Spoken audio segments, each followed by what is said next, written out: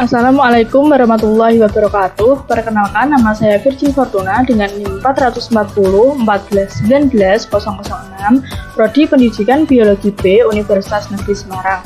Kali ini saya akan menjelaskan mengenai materi virus.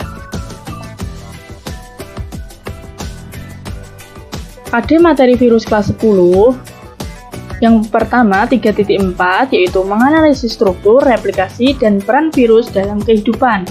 4.4 melakukan kampanye tentang bahaya virus dalam kehidupan, terutama bahaya AIDS berdasarkan tingkat virulensinya. Tujuan pembelajaran kali ini yang pertama adalah siswa dapat menentukan struktur virus berdasarkan gambar. 2. Siswa mampu mengemukakan tahapan replikasi virus. Yang ketiga, siswa mampu menjelaskan peran virus yang menguntungkan dan merugikan. Yang keempat, siswa mampu mengidentifikasi virus yang berbahaya dan merugikan. Apakah kalian pernah mengalami flu? Jika pernah, apakah penyebabnya? Bagaimanakah siklus reproduksi pada virus? Apakah keluarga kalian pernah mengalami riwayat gejala HIV/AIDS? Jika pernah, bagaimana penyebabnya? Bagaimana HIV bisa berkembang sampai menjadi AIDS?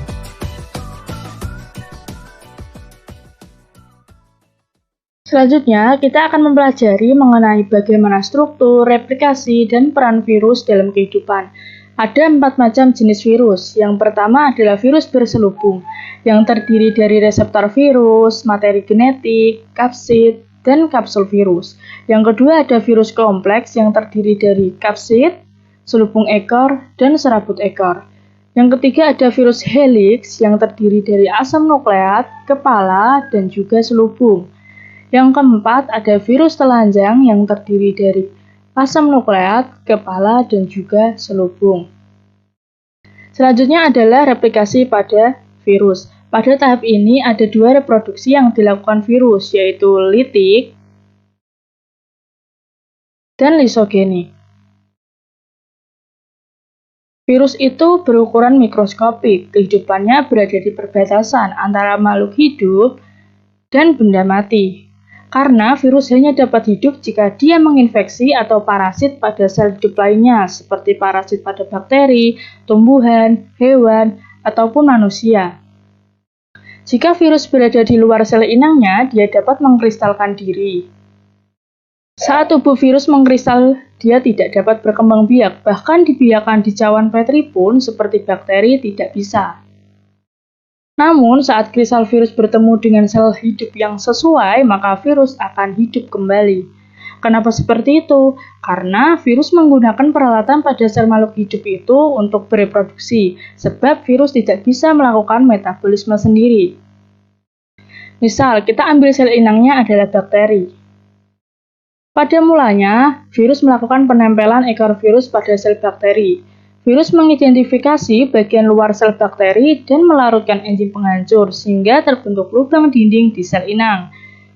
Virus melakukan penetrasi DNA, kemudian DNA virus melakukan replikasi DNA, lalu DNA virus melakukan sintesis protein menggunakan bahan dari sel tubuh bakteri untuk dijadikan bagian-bagian tubuh virus tetapi secara terpisah. Kemudian virus merakit tubuhnya menjadi utuh dalam satu sel bakteri, bisa mencapai ratusan virus. Kemudian virus akan memproduksi enzim lagi untuk menghancurkan sel bakteri sehingga sel bakteri pecah dan virus keluar untuk menginfeksi bakteri lain.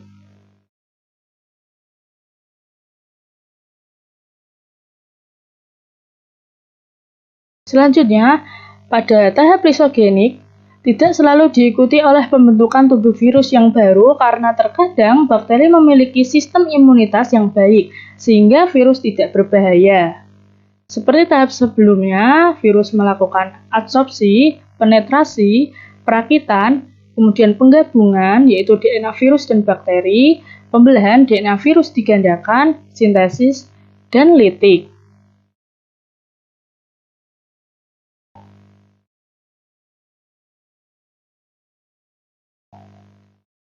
Peran virus dalam kehidupan ada yang menguntungkan dan merugikan.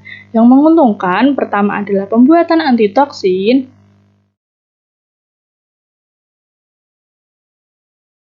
Yang kedua adalah melemahkan bakteri, yang ketiga memproduksi vaksin. Peran yang merugikan yaitu penyebab penyakit pada pertama adalah manusia, seperti flu maupun AIDS, pada hewan seperti rabies, pada tumbuhan yaitu TMV. Berikut gambar-gambarnya, peran virus yang menguntungkan maupun merugikan.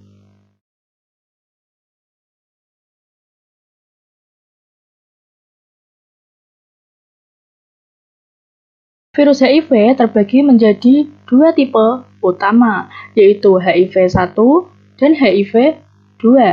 Masing-masing tipe terbagi lagi menjadi beberapa subtipe. Pada banyak kasus, infeksi HIV disebabkan oleh HIV-1. 90% diantaranya adalah HIV-1 subtipe M, sedangkan HIV-2 diketahui hanya menyerang sebagian kecil individu, terutama di Afrika Barat. HIV merupakan virus RNA, jenis lentivirus dan famili Retroviridae. Virus ini memiliki kesamaan dengan SIV, yaitu virus yang menyerang primata. Struktur virus HIV nantinya pada inti itu terdapat kapsid, yang mengelilingi materi genetik berupa RNA. Kemudian ada envelope, yaitu selubung luar dengan struktur utama berupa kompleks glikoprotein terdiri dari GP120 dan GP41. Kemudian, di dalamnya terdapat sejumlah enzim, bisa berupa enzim integrase dan protease. Ada banyak genom pada HIV, tetapi pada kali ini saya akan membahas 3 genom utama HIV. Yang pertama, ada gen GAG, merupakan gen yang menghasilkan poliprotein.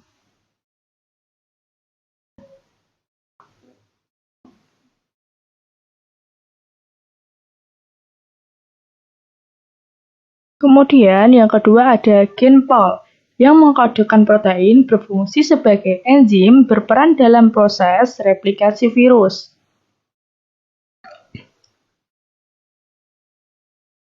Yang ketiga ada gen ENV yang mengkodekan protein envelope.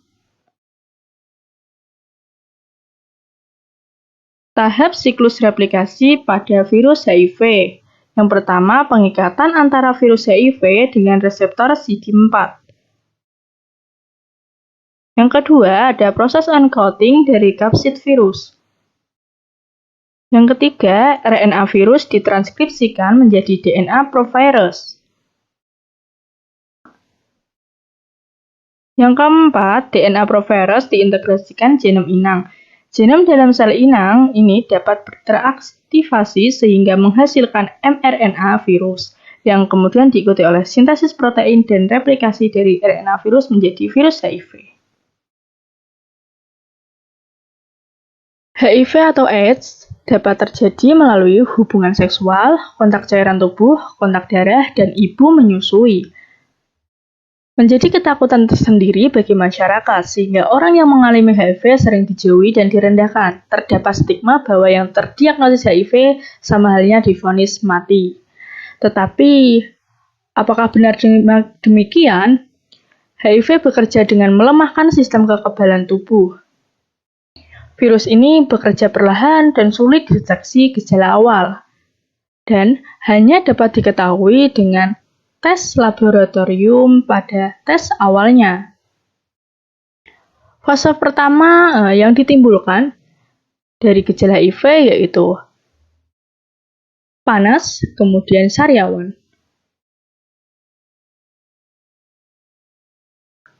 Fase kedua, HIV berkembang biak tanpa gejala. Fase ketiga, HIV berkembang menjadi AIDS. Di fase ketiga, kekebalan tubuh sangat melemah. AIDS rata-rata terjadi setelah 10 tahun terinfeksi. Lalu, apa yang bisa kita lakukan untuk mengatasinya? Yang pertama ada obat ART.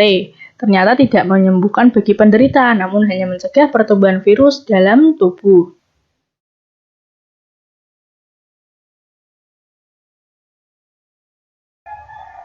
Sejak adanya obat ini, harapan hidup penderita HIV dapat menjadi sama dengan orang normal.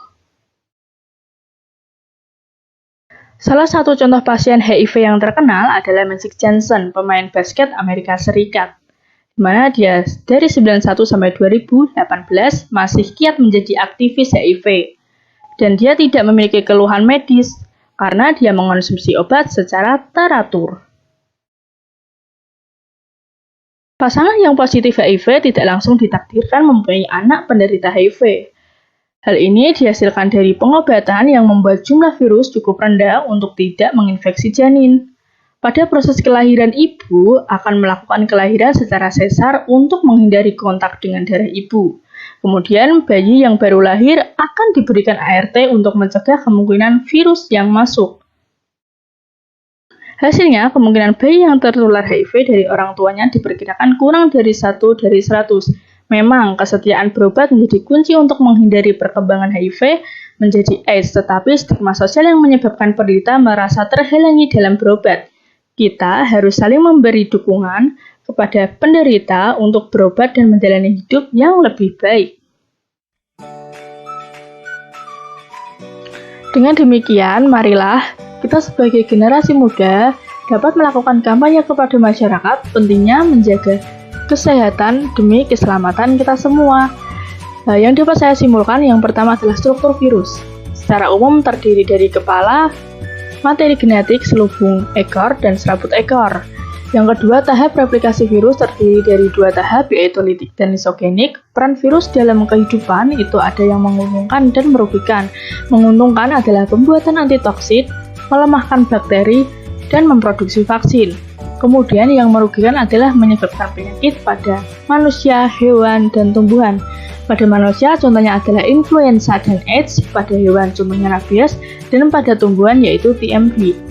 Terima kasih kepada sumber-sumber yang sudah saya jadikan pedoman dalam pembuatan materi pembelajaran pada kesempatan ini. Terima kasih. Wassalamualaikum warahmatullahi wabarakatuh.